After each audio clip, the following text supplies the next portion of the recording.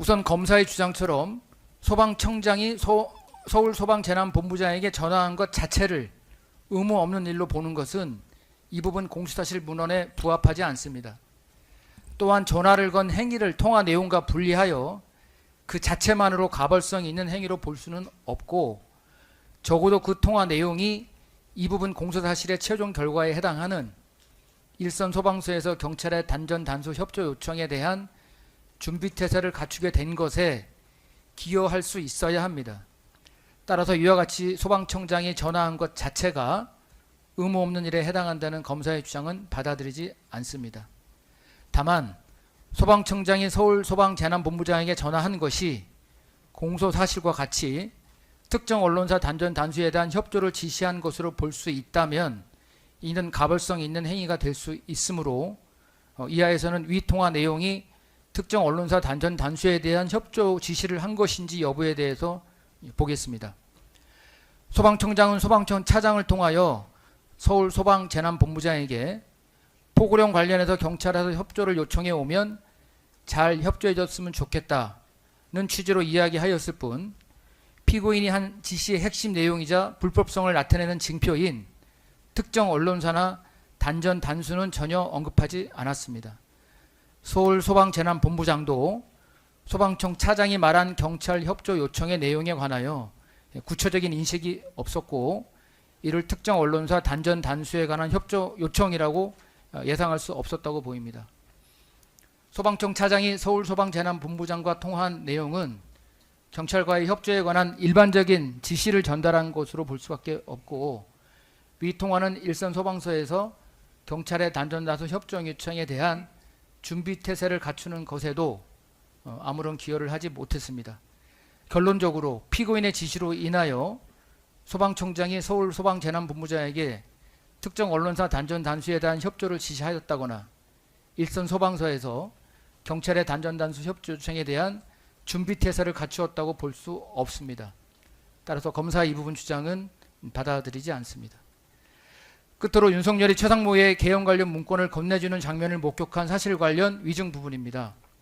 이에 대한 검사의 항소 이유는 윤석열이 비상계엄 선포 후 대적견실에서 최상목에게 개헌 관련 문건을 건네줄 당시 피고인의 자세, 시선, 전후 상황, 또한 법무장관의 증언 등을 고려하면 피고인이 위 장면을 주시하고 있었음이 분명하고, 피고인은 비상계엄 해제 후 당시 기억을 계속 환기하였음에도 자신의 형사 책임을 모면하고자 위증하였다는 것입니다.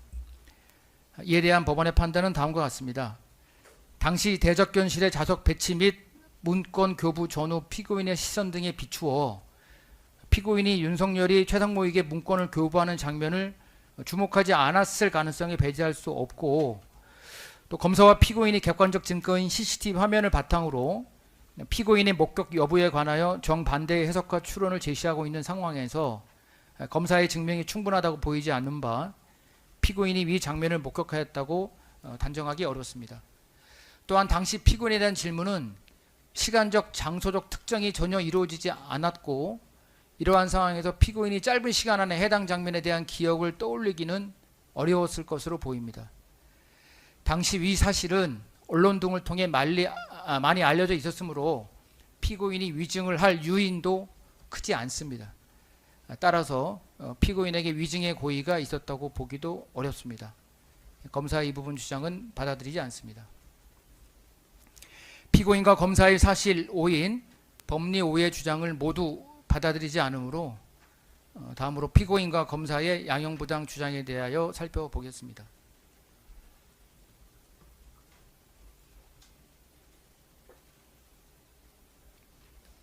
먼저 원심이 피고인에 대한 양형의 이유로 설시한 사정 중에서 피고인이 윤석열, 김용현 등의 내란 행위에 관하여 이 사건 비상계엄 선포일 이전에 이를 모의하거나 예비한 정황은 발견되지 않는 점, 피고인이 단선 단수 조치의 실행을 주도적으로 계획한 것으로 보이지 않는 점은 피고인에게 유리한 사정으로 참작될 수 있습니다.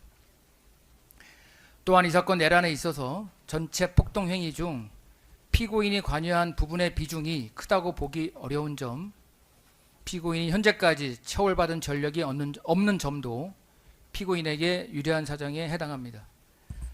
다만 피고인의 경력 및 이 사건 범죄의 성격 등에 비추어 보면 피고인이 현재까지 처벌받은 전력이 없다는 점은 제한적으로 고려함이 타당합니다.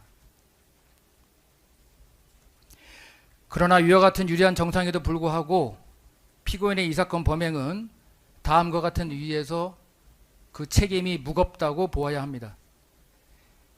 형법 제2편 각칙의 서두에 규정된 내란죄는 국가의 존립과 헌법 질서를 보호하기 위한 규정입니다.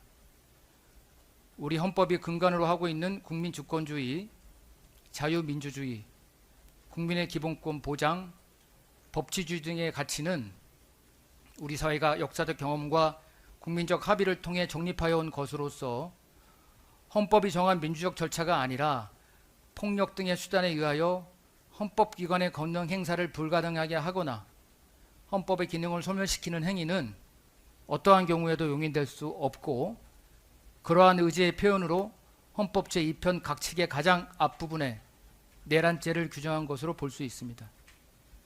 만약 내란이 성공하여 국민적 합의로 성립한 현재의 헌법질서가 폭력에 의하여 무너지게 되면 이를 원래대로 회복한다는 것은 대단히 어려운 일이 될 것이고, 그로 인하여 우리 사회가 치러야 할 대가는 상상할 수 없을 정도로 막대합니다.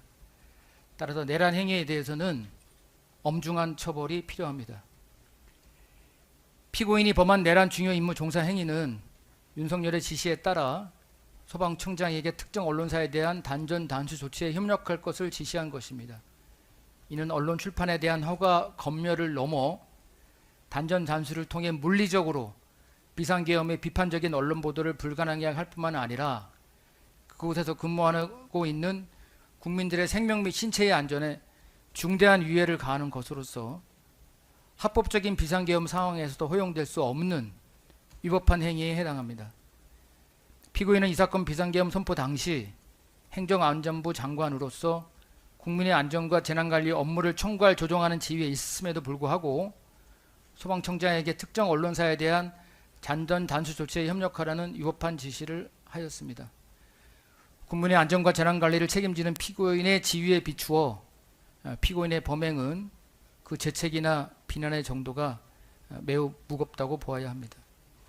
피고인은 당시 국방부 장관과 더불어 대통령에게 계엄의 선포나 그 해제를 건의할 수 있는 2인 중에 1인이었으므로 비상계엄의 요건을 정확히 파악하여 대통령을 보좌하여야 하는 지위에 있었습니다.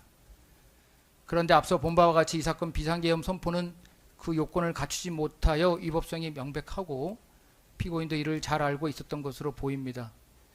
그럼에도 피고인은 본인에게 부여된 헌법상 법률상의 막중한 책임과 지위를 외면한 채 오히려 위법한 비상계엄을 정당화하고 이를 유지하는 데 중요한 수단이 되는 이 사건 내란 중요 임무 종사 배명을 저질렀습니다.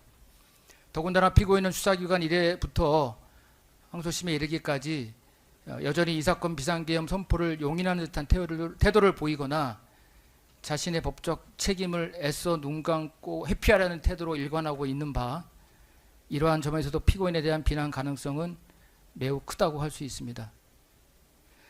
설령 피고인이 비상계엄에 반대하였거나 이를 적극 만류하였다고 하더라도 피고인은 이 사건 비상계엄 선포 후 특정 언론사 단전 단수에 대한 협조 지시를 이행할지 여부를 스스로 결정할 수 있는 지위와 권한, 그리고 시간이 있었음에도 결국 최후의 순간에는 위헌 위법한 지시에 따를 것을 스스로 선택하였다고 볼 수밖에 없으므로 그 책임의 정도를 달리 볼 수는 없습니다.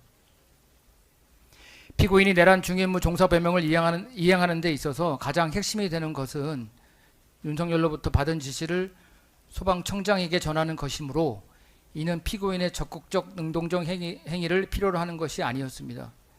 따라서 피고인이 한 구체적 행위가 소방청장에 대한 전화 한 통이라는 사정만으로 그 위법성이 가볍다고 볼 수 없습니다. 또 결과적으로 특정 언론사에 대한 단전 단수 조치가 이루어지지는 않았지만 이는 비상계엄 선포가 당초보다 지연되고 예상보다 일찍 국회에서 비상계엄 해제 결의가 이루어졌으며 피고인 지시의 불법성을 인식한 소방청장, 소방청 차장이 그 불법성을 덜어내고 우회적으로 피고인의 지시를 전달한 것 등에 기인한 것이고 피고인의 의지나 의도가 반영된 것이 아니므로 이를 온전히 피고인에게 유리한 정상으로 반영할 수 없습니다.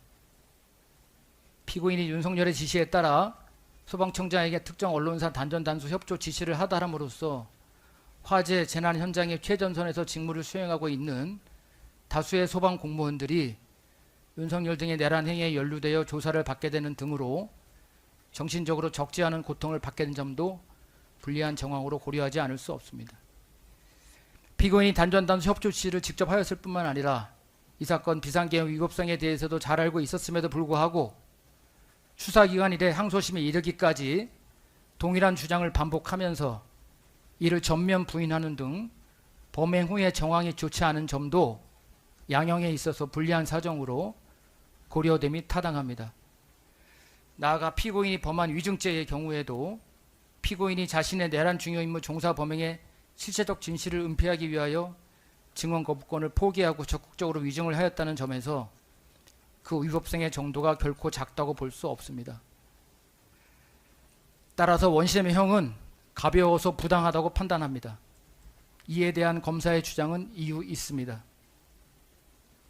결론을 말씀드리겠습니다. 원심에서 유죄가 선고된 내란 중요 임무 종사, 이 사건 지시 문건을 전달받은 사실 및 특정 언론사 단전 단수 지시 관련 각 증언과 조태열 문건 관련 증언에 대한 위증에 대하여는 피고인의 항소를 받아들이지 않고 원심의 판단을 그대로 유지합니다.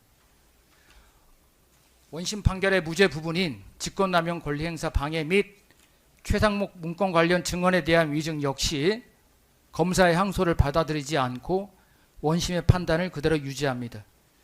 다만 앞서 말씀드린 바와 같이 원심의 형은 가볍다고 판단되므로 검사의 양형부당 주장을 받아들이고 피고인의 양형부당 주장은 받아들이지 않습니다. 따라서 관여법관의 일치된 의견으로 원심 판결의 유죄 부분을 이유 무죄 부분을 포함하여 파기하고 변론을 거쳐 판결하며 원심 판결의 무죄 부분 중 직권남용 권리행사 방해의 점에 관한 검사의 항소를 기각합니다. 다음과 같이 선고합니다. 피고인 일어서십시오.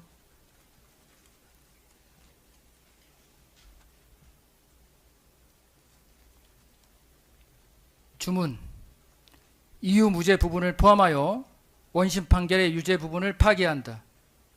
피고인을 징역 9년에 처한다. 원심 판결의 무죄 부분 중 직권남용 권리행사 방해의 점에 관한 검사의 항소를 기각한다. 오늘 선고한 판결에 불복이 있으면 오늘부터 7일 이내에 대법원에 상고할 수 있고 상고장은 이 법원에 제출하여야 합니다. 구치소에 있는 동안은 구치소장에 제출하여도 됩니다. 이상 판결의 선고를 마치겠습니다.